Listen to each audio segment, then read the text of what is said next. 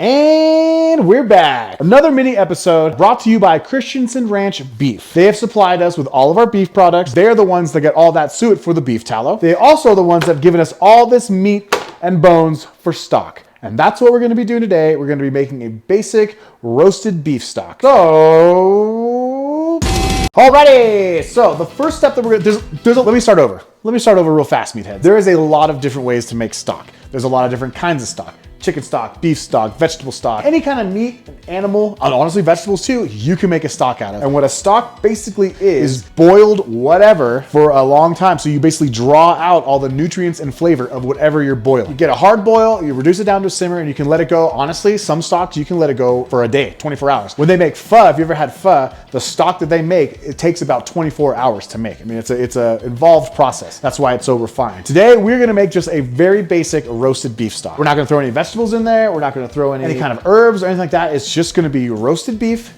and water. It's going to be super simple. If you want to make stock for a base for soup, I would throw in some roasted vegetables too. Onions, carrot, celery, garlic, herbs, bay leaves. Oh, you can throw anything you want in there. If you want like a Cajun stock, you can throw the Holy Trinity in there. Get it a little spicy, throw some herbs in there. One recommendation that I always say to young cooks is don't put your salt in the stock until after you're done, because we're going to reduce it. So if you put salt in it now, taste it or whatever, and you're like, oh yeah, it's a good flavor, and then you reduce it for 2-3 hours, it's going to be much saltier than you originally had. So what I do is I just water and the ingredients to whatever kind of stock I'm making, and then I add a little salt at the end. So again, roasted beef stock, super simple. We'll use this stock for braising. Like normally we braise like a chuck roast or some short ribs or like a rump roast or something like that. Gravies, like a roasted beef stock gravy would be pretty good. When I make soups, I use a lot of chicken stock, and that's the one where I'll throw a ton of vegetables in that. Chicken bones, onions, celery, carrots, garlic, bay leaves, any kind of herbs you like. Oh shit, there we go, pulling these guys out. I have my oven set to broil on high. We're not really cooking this. It doesn't really need to be delicate or whatever. We're just trying to draw out a lot of the juice and a lot of the oil from the bones. In here, that is bone marrow. And bone marrow is such a rich, delicious fat. That's gonna give us a ton of the flavor. It's also gonna give a lot of the good fats for our beef stock. So we're gonna try and render all that out a little bit, give it a little bit of roasted flavor before we throw it in the water. If you're doing a little bit, you can throw it in the pan and kind of saute it, kind of roast it that way. That's what I usually do with chicken. When I make chicken stock, I'll put chicken bones in there, a bunch of vegetables in there, and just kind of all saute it together until it's got a nice roast to it. This is about as easy and as simple of a stock that you can make. And if you wanna make stock at home or make tallow at home or make some of these cool things at home, please visit christensenranch.com or click the link on my Instagram page to take you directly to their online market, and you can get some of the best soup bones, suet for their tallow. This is some of the best beef that you can find in Colorado. We're gonna just throw this. So we have our oven on broil, set to high. We're gonna throw this here just in the middle rack and just let that do its thing for like 15 minutes. We don't need to worry about seasoning. We don't need to worry about anything. All we're trying to do is draw out the oil from the marrow, a little bit of flavor from the bones, like a roasted bone flavor, and a little bit of the meat flavor too. A little meat juice out of there. Pour it in a pan, pour some water in there, call it a day. See you back here in 15 minutes or so. Let's get a good look at that. This is on high, so it's gonna be hot. Oh yeah, look at that. Look at all that juice, all that roasted, delicious goodness. That's what you're looking for. The marrow's bubbling, the bones are getting roasted, the meat's getting a little cooked, and we got all that delicious meat juice. So look at that, just beautiful. We're gonna throw all these big chunks of meat just like this right into this pot. Dude, this just looks so good. These bones are giving me a boner because let me tell you, nothing revs my engine like a homemade stock. So this is why we do it. Look at all the oil and stuff from the bone marrow dripping out of there.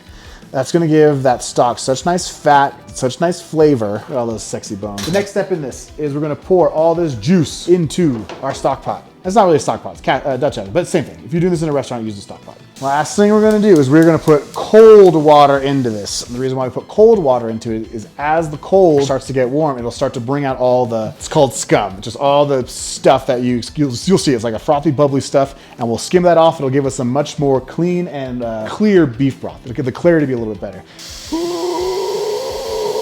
But you see there's a little scum right there. Just from the heat, from it being pre-roasted, and the cold water. We're bringing out a little bit of that stuff. Next what we're gonna do is we're gonna turn this up on high, and we're gonna bring this to a boil. We're gonna pay attention for this first part because we're gonna use a ladle to kind of scoop out any scum that's left over after the roast to kind of make our broth a little bit more pure. So we're just gonna kind of look out for that.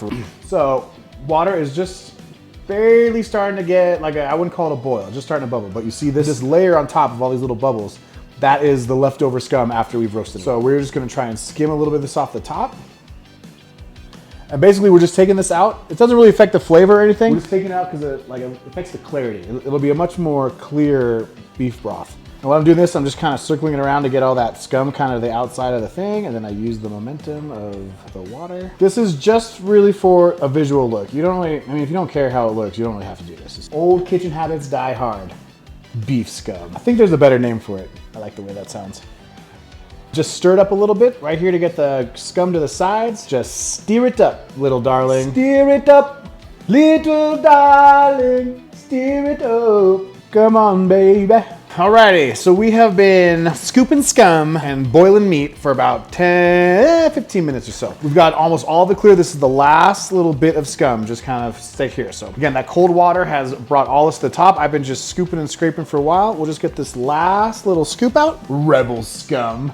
So now we are going to reduce this down to a simmer. The boiling water has really drawn out a lot of the marrow flavor, the beef fat. Here, this is not scum. That is fat. Just like when you throw butter into water or anything like that, that is all just delicious fat that we want for our flavor. So from here on out, we're just gonna let it reduce. We're probably gonna let this sit for about an hour. We don't really need to stir because it's not gonna burn or anything like that, so we can really just let it go. In restaurants, when you have a big pot of stock going on the stove, as you're doing this and as you're doing your prep, literally just ends of onions, ends of celery, everything's just going in the stock pot. So a lot of times chefs and restaurants will save whatever bits of, carrot shavings, old bay leaves, stems of herbs, stuff like that, and then we'll just throw it into your pot to kind of give it that herby, soupy, like beef vegetable flavor. Again, we're just doing straight beef broth because I like to use this for braising, and I'll put in all those carrots and celery and stuff like that into my braising liquid as I cook it. So we're just kind of skipping that step. Reduce this down to a simmer. Ow, that's fucking hot. And we're gonna just let this kind of do its thing for about an hour.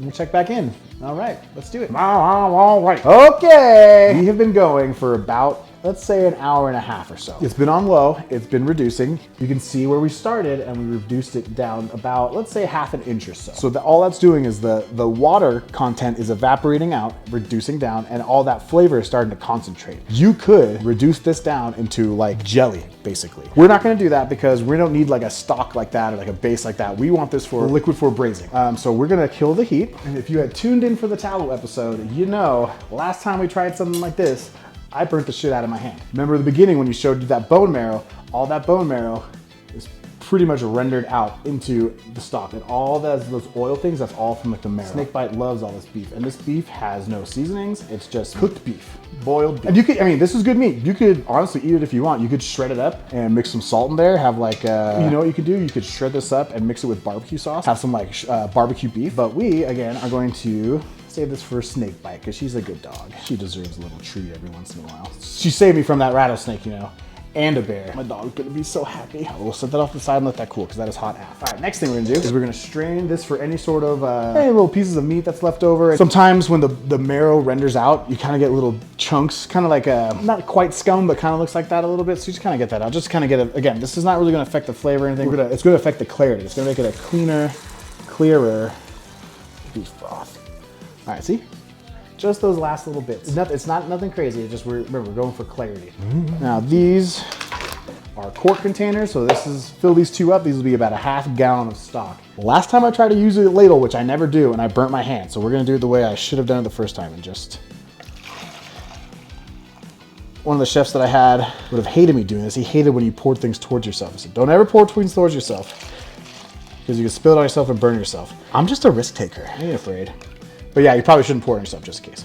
Look at that. Look at that beautiful beef stock. It's a lot clearer than if you did a beef and vegetable stock. A beef and vegetable stock will have a dark brown to it because of the onion and carrot and celery. You're pulling out a lot of that color and pigment or whatever. This is just straight beef and water. What will happen is we will cool this off and all this fat will harden into like almost like a cap. And when that hardens, we can either, if you don't want the fat, you can just peel it off and then you're literally left with just like pure broth with no fat. I like the fat. I keep it in, it has a little flavor. So I'll keep that and break off a little chunk and throw it into whatever I'm cooking. So, all right, meatheads, another mini episode in the book. I just want to thank you all personally for joining me, for joining Snakebite, Ricky Benedict, IDK, Christensen Ranch, Racha, Larby Puck, and the rest. Good old Snakebite. Sophia, come on.